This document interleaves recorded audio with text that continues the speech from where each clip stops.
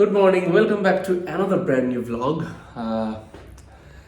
আজকে সকাল থেকে উঠে ফ্রেশ ট্রেশ হয়ে দেন এক্সারসাইজ করছি, যেটা এখন রিসেন্টলি আবার শুরু করেছি এবং এটা কন্টিনিউ রাখবো। তোমাদের সাথে শেয়ার করা হয়নি আগে, কারণ কি হয়, আমাদের যখন অনুষ্ঠান থাকে টানা তখন একরকম শিডিউল চলে, আবার অনুষ্ঠান যখন একটু গ্যাপ থাকে, যেমন এখন রয়েছে অল্প কিছু দিনের গ্যাপ, তো তখন এক্সারসাইজটা করলে শরীরটা ভালো থাকে।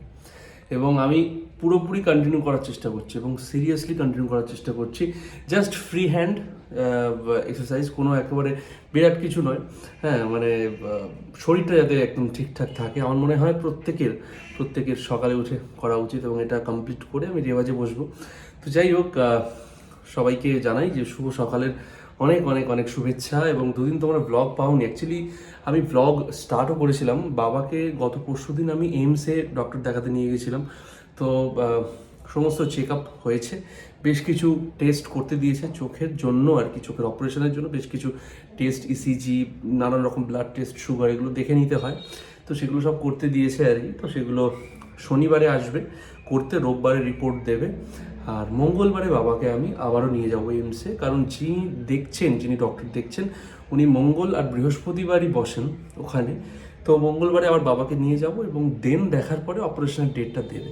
সো আপাতত আমি এইমসে যেদিনকে গিয়েছিলাম সেদিনকে ব্লগ স্টার্ট করেছিলাম, কিন্তু ভেতরে ভিডিও করতে দেয় না, যার জন্য সারাটা দিন ওখানে আমার লেগে গেছে। আমি গেছিলাম সকাল 7টায়, এসেছি রাত্রির 8টা।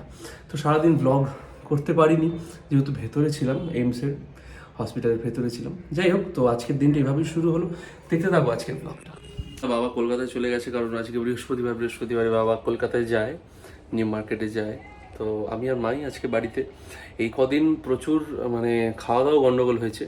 হ্যাঁ, কি হয়েছে আর কি, মানে রানাদার বাড়িতে যে নিয়ম ভঙ্গের অনুষ্ঠান ছিল জেঠিমার, তো সেখানে এত খাবার দাবার বেঁচেছে। আমি বাসি একদমই পছন্দ করি না, হ্যাঁ, কিন্তু একদিন খেয়েছি আর কি, প্রচুর খাবার দাবার বেঁচেছে, অনেকে আসেননি। তো যাই হোক, সেই জন্য কালকে রাত্রিবেলা কিচ্ছু খাইনি আমি। হ্যাঁ, মানে এখনও একদম সকাল থেকে এখনও কিছু খাইনি, পেটটাকে রেস্ট দিচ্ছি আর কি, আর বাসি টাসি কিছু খাবো না। যাই হোক, এই আর কি।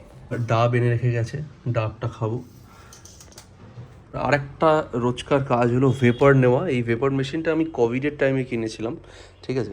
তো ভেপার নেওয়াটা আরেকটা কাজ, সকালবেলা উঠেই আমি নিয়ে নিই, ঠিক আছে। তো এইটা হচ্ছে এখানে প্লাগ ফিট করি, আর এটা সকালে উঠে আমার কোনো কাজ না করে সবার আগে এখানে এসে বসে ভেপারটা নিই। দেন ওখান থেকে এই দিক, এই যে ফ্রেশ হওয়া, ব্রাশ করা, সমস্ত কিছু। দেন আমার টার্গেট থাকে, আমি একদম স্ট্রেট এই ঘরে ঢুকে যাই আর এক্সারসাইজ স্টার্ট করে দিই। তো দিনের শেষে তোমার নিজের ভালো থাকাটা কিন্তু সব থেকে ইম্পর্টেন্ট। সারাদিনের সমস্ত কাজ, সবার জন্য চিন্তা ভাবনা, সব কিছু থাকবে, কিন্তু at the end of the day তুমি নিজে ভালো আছো কি না সব দিক থেকে, এটাও মাঝে মাঝে ভেবে দেখা উচিত আমি মনে করি। এটা একটা র্যান্ডম থট, হঠাৎ করে চিন্তাটা মাথায় এলো। যাই হোক, তো এই মাত্র স্নান সেরে এলাম, সকাল থেকে নিজের কাজকর্ম নিয়েছিলাম আর কি। সো এবার লাঞ্চ করব। আজকে লাঞ্চে একদম খুব সিম্পল মেনু, কারণ আমিই বলেছি মাকে, পরপর কয়েকদিন প্রচণ্ড মানে রিচ খাওয়া দাওয়া হয়েছে, সেই জন্য আমি কালকে রাতে ঠিকভাবে খাইও নি। আজকে বলেছি ডাল আর আলু ভাজা, মানে একদম নর্মাল খাওয়া যাতে হয় আর কি। তো মা স্নানে গেছে, এসে তারপরে দুজনে একসাথে খাবো। বাবা তো কলকাতায় গেছে, ফিরবে।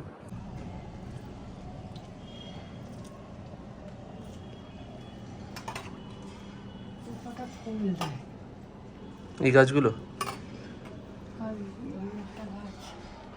এই গাছটা আমার একটা স্মৃতি। কেন? করোনা, ওইটা কোভিডের টাইমে? আচ্ছা, কোভিডের টাইমে কেনা একটা আতুরে গাছ ছিল, এখন এটা বড় হয়ে গেছে। এটা তো মনে হয় নতুন। হ্যাঁ।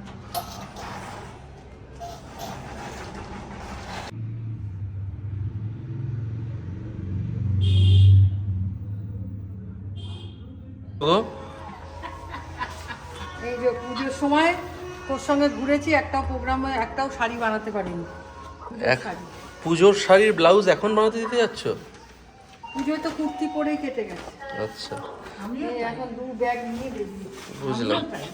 আর এই মহিলার এনার্জি, হ্যাঁ, শালটাল গায়ে দিয়ে চলে এসছে। যাও যাও, আমরা একাই থাকি বাড়িতে। কিছু এনো, হ্যাঁ, খাবার দাবার, একটু ফ্রাইড রাইস, একটু মিক্সড ফ্রাইড রাইস আর চিলি চিকেন, ঠিক আছে, টাটা। সারাদিন একেবারেই বাড়ির বাইরে বেরোনো হয়নি, ঠিক আছে। তো দিদা এসেছিল, মার আবার মাথা ঘুরছে, সুস্থ শরীরে দেখলে তো তোমরা, একটু আগে বেরোলো সন্ধেবেলা মা। মার একটা ভার্টিগোর প্রবলেম আছে, সেটা হলেই মাথা তুলতে পারে না। তো এখন দিদা এসেছিল, রান্নাবান্না করে দিয়ে গেলো।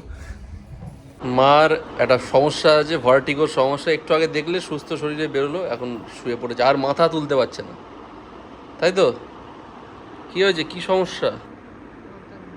মাথা ঘুরছে, মাথা ঘুরছে? তাহলে কি হবে এবার? কে খেতে দেবে? কি খাবো এবার রাত্রিবেলা? কি হবে তাহলে? দেখো অবস্থা, দেখো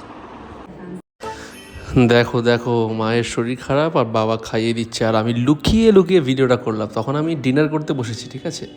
তো আমি ডিনার করছি, হঠাৎ করে দেখছি, তো মনে হলো সিনটা তো ক্যাপচার করে রাখা দরকার, ঠিক আছে। মা তো উঠতে পারছে না, বাবা খাইয়ে দিচ্ছে, তো এটাকে ভিডিও করে রাখলাম।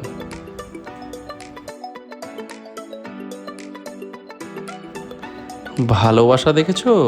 এটাকে বলে ভালোবাসা।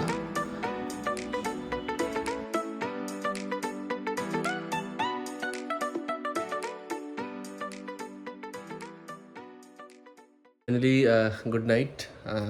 এখন বাজে 1:05। তো এখন আমি ঘুমাতে যাচ্ছি এবং ভ্লগটা এখন থেকে খুব সিরিয়াসলি করব। তো তোমরা অবশ্যই ভ্লগ দেখো, আমাদের চ্যানেলটাকে সাবস্ক্রাইব করো। এই চ্যানেলটাকে নিয়ে অনেকটা স্বপ্ন আছে, এটা মানে দুদিন করে রেখে দেবো এরকম নয়। এই চ্যানেলটা ভবিষ্যতেও অনেক অনেক অনেক স্বপ্ন রয়েছে চ্যানেলটাকে নিয়ে। সো অয়ন সরকার ভ্লগস, এই চ্যানেলটাকে অবশ্যই তোমরা সাবস্ক্রাইব করো। আমাদের নতুন গান খুব তাড়াতাড়ি আসছে, আবার আগামীকাল সকাল থেকে ভ্লগ স্টার্ট হয়ে যাবে, ডেলি ভ্লগ এভাবেই করতে থাকবো। এবং তোমরাও আমাদের সারা দিনের সঙ্গে বা সারা দিনের সমস্ত কাজের সঙ্গে, প্রত্যেকটা মোমেন্টের সঙ্গে, প্রতিটা মুহূর্তের সঙ্গে তোমরা সঙ্গী হয়ে যাবে, প্রত্যেকটা মুহূর্তের সঙ্গী হবে তোমরা। তো তোমরা আমার পরিবার, এভাবেই চলতে থাকুক। সো দেখা হবে আবার আগামীকালের একটা নতুন ব্লগে। সো আজকের ব্লগটা এইভাবেই শেষ করলাম। মায়ের শরীরটা খুবই খারাপ, হঠাৎ করে, মানে ভার্টিগোর যে প্রবলেমটা না, এটা যখন তখন হয় মায়ের, মানে বুঝতে পারে না। তো ওই জন্য আজকে রাত্রিবেলা খেলাম হচ্ছে ডাল, ডিমের অমলেট, বেগুন ভাজা। হ্যাঁ, খুব মানে মা তো সেভাবে খাইনি, বাবা একটু খাইয়ে দিল, তোমরা ভিডিওতে দেখতে পাবে।